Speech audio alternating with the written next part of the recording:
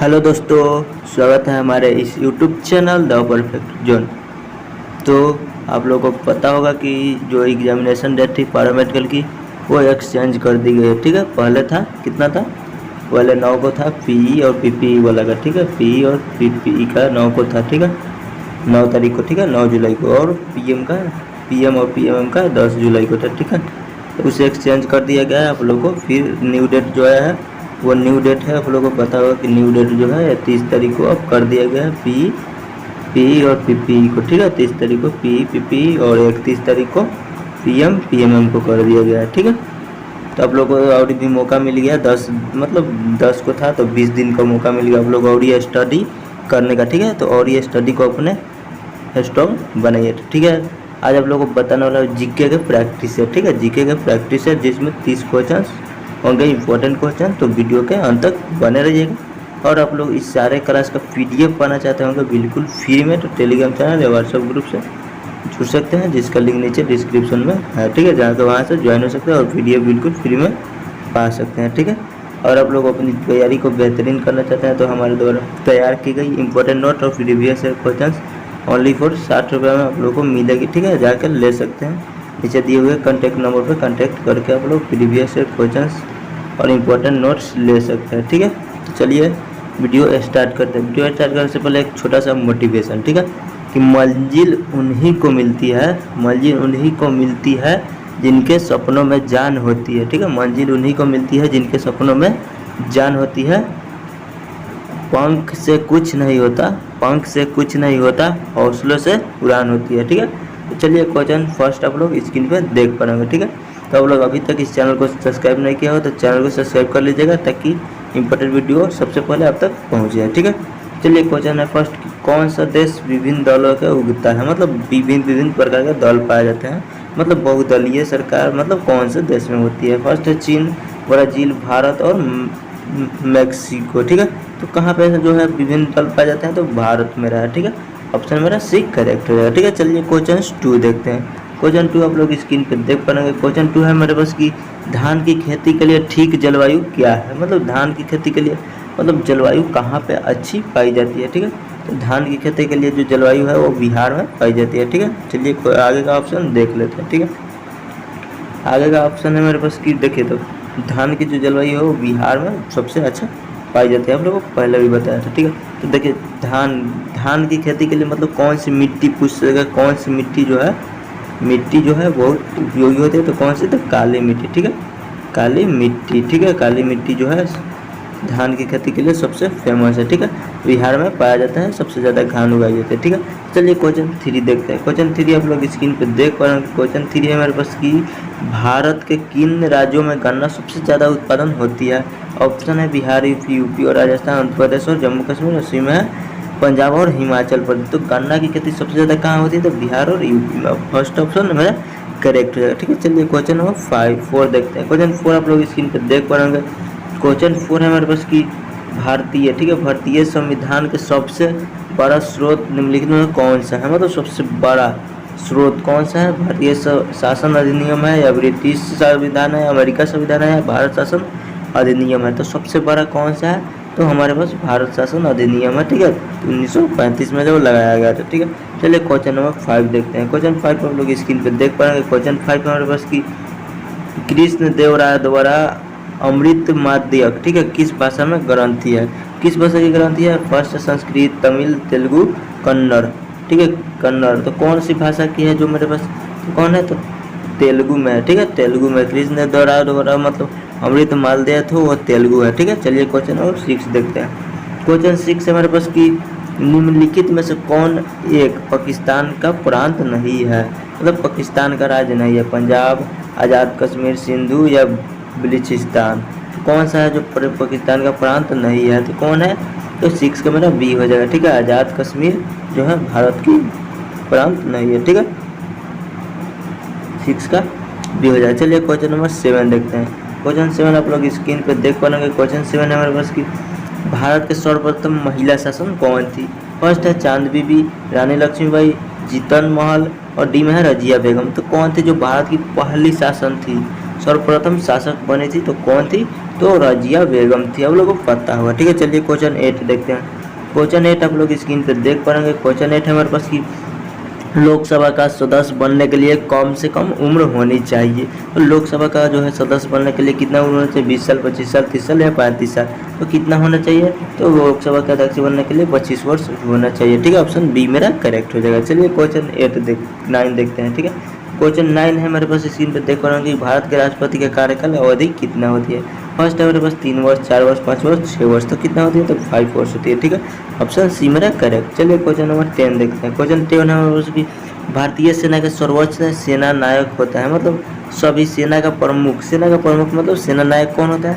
तो आप लोगों को पता होगा राष्ट्रपति होता है। ठीक है, सेना का जो प्रमुख होता है वो राष्ट्रपति होता है। ठीक है, चलिए क्वेश्चन 11 देख लेते हैं। ठीक है, क्वेश्चन 11 आप लोग देख पाएंगे। क्वेश्चन 11 मेरे पास है कि लॉन्ग, ठीक है, लॉन्ग क्या है? लॉन्गर, ठीक है, लॉगन वाइल्ड लाइफ, ठीक है, सेक्चुअरी कहाँ स्थित है? मतलब कहाँ स्थित है? ऑप्शन है हमारे पास उड़ीसा में, गुजरात, बिहार, असम। कहाँ पे अवस्थित है? तो असम में स्थित है। ठीक है,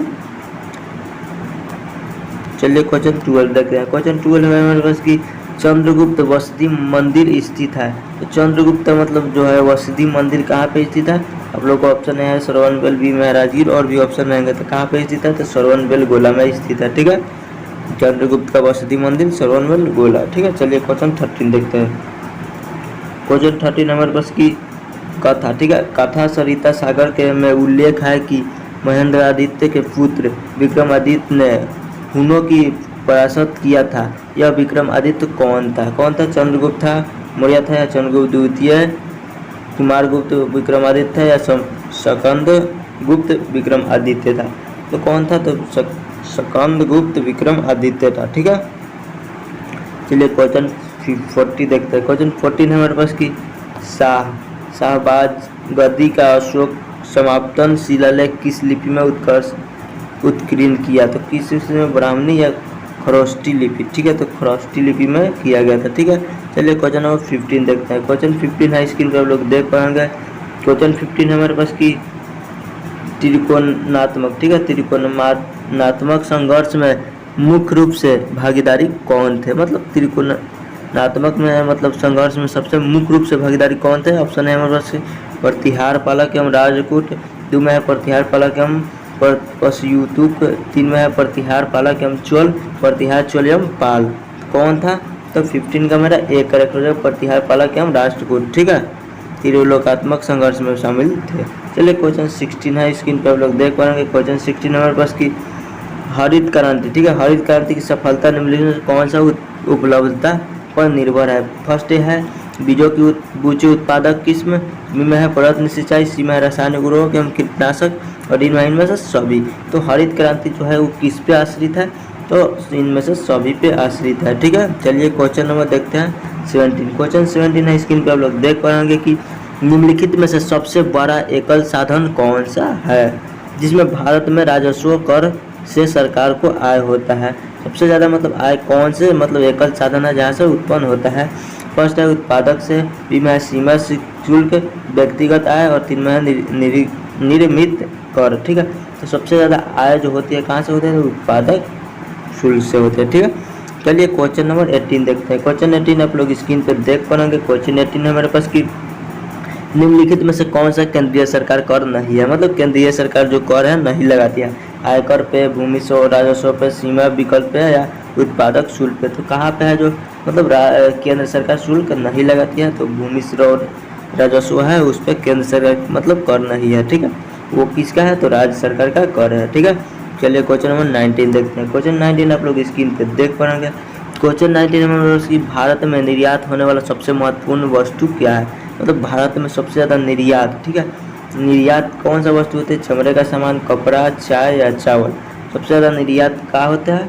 तो हमारे पास है कपड़ा। भारत का जो है सबसे ज़्यादा कपड़ा, दूसरे देशों में निर्यात मतलब जाना। ठीक है, आयात मतलब आना। ठीक है, तो निर्यात क्या होती है? सबसे ज़्यादा कपड़ा होती है। ठीक है, ऑप्शन मेरा बी करेक्ट हो जाएगा। ठीक है, चलिए क्वेश्चन नंबर 20 देखते हैं।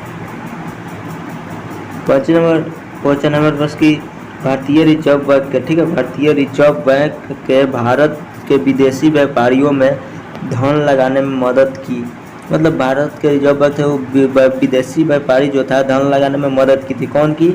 नाबार्ड के द्वारा, बी है एक्जिम बैंक, सी में ICDIC बैंक के द्वारा, स्टेट बैंक ऑफ इंडिया।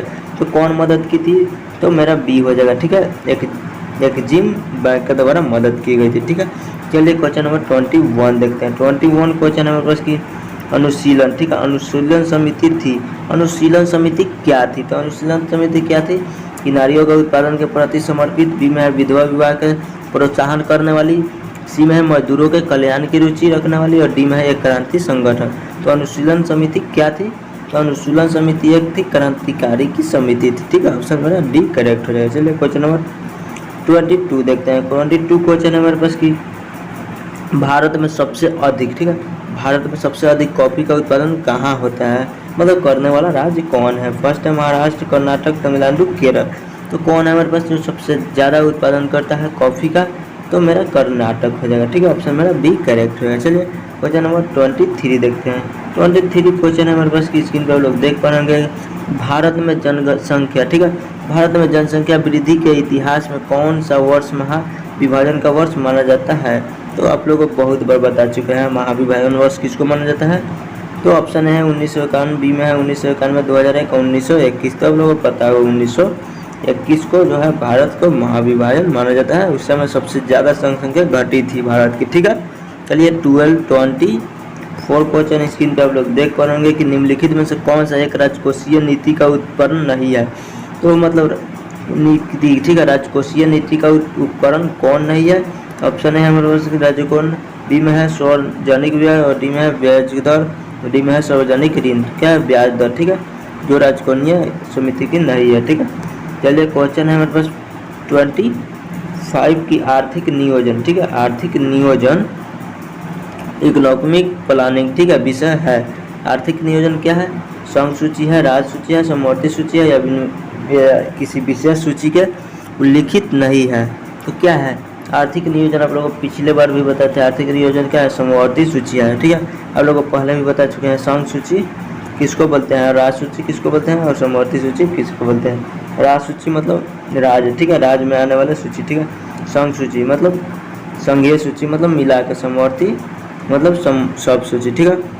चलिए क्वेश्चन नंबर 26 है मेरे पास की निम्नलिखित में से किस भारत और पाकिस्तान, ठीक है, किसे भारत और पाकिस्तान के बीच की सीमा माना जाता है? तो आप लोगों को पता होगा सीमांत रेखा और रेड क्लिप रेखा को ही भारत और पाकिस्तान के सीमा को माना जाता है, रेड क्लिप, ठीक है। आप लोगों को पता होगा रेड क्लिप, ठीक है, रेड क्लिप। ऑप्शन डी मेरा करेक्ट हो जाएगा। रेड क्लिप को भारत और मतलब यथी माना जाता है भारत और पाकिस्तान के, ठीक है, बीच की रेखा, ठीक है। महात्मा बुद्ध ने अपना पहला धर्म चक्र परिवर्तन किस स्थान पर दिया था? मतलब सबसे पहले धर्म का परिवर्तन कहाँ दिए थे? लुम्बिनिया में, सारनाथ में, पाटलिपुत्र और वैशाली। तो कहाँ पे दिए थे? तो अपना सारनाथ में दिए थे, ठीक है। ऑप्शन मेरा बी करेक्ट है। चलिए क्वेश्चन नंबर 28 देख लेते हैं। 28 क्वेश्चन मेरे पास की मगध, ठीक है, मगध की प्रथम राजधानी कौन सी थी? मगध की प्रथम राजधानी कौन थी? पाटलिपुत्र, वैशाली, राजगिरी मतलब गिरिवर या चंपा। तो कौन थी मगध की पहली राजधानी? तो राजगिरी थी, ठीक है, राजगिरी, गिरिव्रज, ठीक है, राजगिरी थी, ठीक है। चलिए एक और मतलब मोटिवेट सुना देता हूँ, ठीक है, कि हर कठिनाइयों से अब तुझे आगे बढ़ना है, ठीक है, हर कठिनाइयों से अब तुझे आगे बढ़ना है, तू रुक नहीं अभी तो तुम्हें और पढ़ना है, ठीक है, पढ़ते रहिए।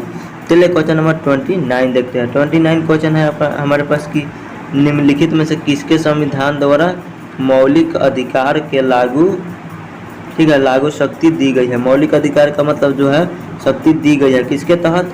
ऑप्शन है हमारे भारत के सभी न्यायालयों, संसद द्वारा, राष्ट्रपति, सर्वोच्च न्यायालय और उच्च न्यायालयों के द्वारा। तो किसके द्वारा दी गई है? तो सर्वोच्च न्यायालय एवं उच्च न्यायालयों के द्वारा दी गई है, ठीक है, मौलिक अधिकार। चलिए question number 13 last question screen पे आप लोग देख पाएंगे कि भारत के राष्ट्रपति किसके द्वारा हटाया जा सकता है?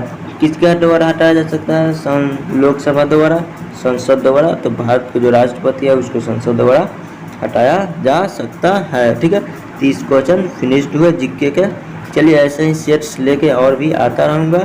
तो अभी तक इस चैनल को सब्सक्राइब नहीं किया है तो चैनल को जल्दी से सब्सक्राइब करें, लाल वाला बटन को जल्दी से दबाएं और बेल आइकन को, घंटी के निशान को जल्दी से दबाएं ताकि नोटिफिकेशन सबसे पहले अब तक पहुंचे। चलिए आज के लिए इतना ही, मिलते हैं नेक्स्ट वीडियो में, तब तक के लिए धन्यवाद, bye bye, take care, thanks for watching.